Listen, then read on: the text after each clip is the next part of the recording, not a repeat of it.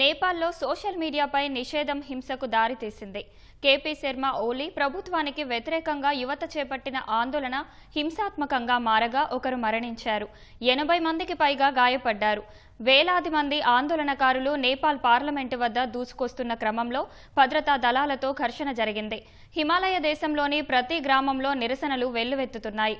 కాఠ్మాండూలో జరిగిన ఘర్షణల్లో ఒకరు మరణించారు.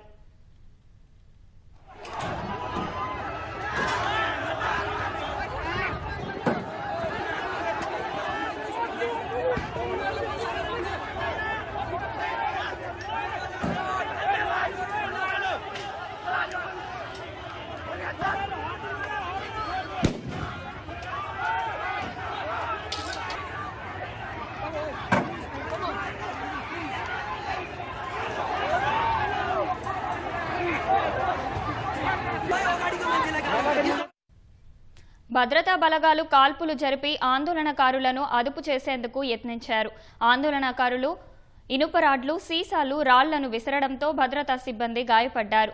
వారి షీల్డులు విరిగిపోయాయి. భద్రతా బలగాలు ప్రయోగించిన బాష్పవాయు గోళాలను నిరసనకారులు తిరిగి వారిపైనే ప్రయోగించారు. దీంతో వారు అక్కడి నుంచి పారిపోవాల్సి వచ్చింది.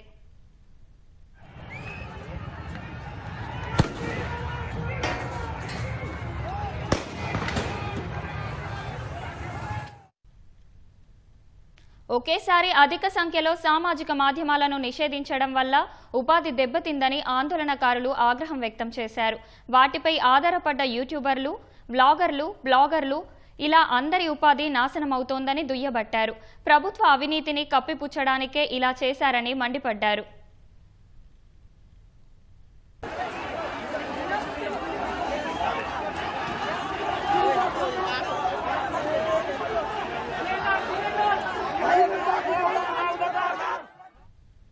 గడువు లోపల కమ్యూనికేషన్లు, సమాచార సాంకేతిక శాఖ వద్ద రిజిస్టర్ కానందుకు Facebook, Instagram, WhatsApp, YouTube, X, Reddit, linked వంటి సామాజిక మాధ్యమాలపై నేపాల్ ప్రభుత్వం గురువారం నిషేధం విధించింది. ఈ మాధ్యమాలు ఆగస్టు 28 నుంచి 7 రోజుల్లోగా రిజిస్టర్ కావాల్సి ఉంది. టిక్టాక్, వైబర్, విట్క్, నింబజ్, పోపో లైవ్ మాత్రం రిజిస్టర్ అయ్యాయి. టెలిగ్రామ్, గ్లోబల్ డైరీలు రిజిస్ట్రేషన్ కోసం దరఖాస్తు చేశాయి. వాటికి ఆమోదం తెలిపే ప్రక్రియ నడుస్తోంది.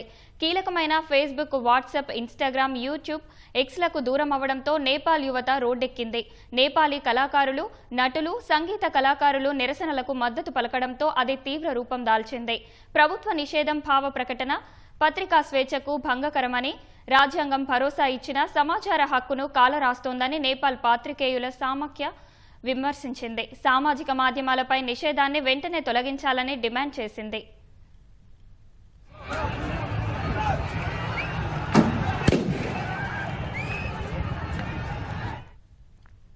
దేశంలో ఘర్షణలు ఉద్రిక్తంగా మారడంపై ప్రధాని కేపీ శర్మ ఓలీ స్పందించారు. తమ నిర్ణయాన్ని సమర్థించుకున్నారు. దేశ గౌరవానికి భంగం కలిగిస్తే సహించబోమని స్పష్టం చేశారు.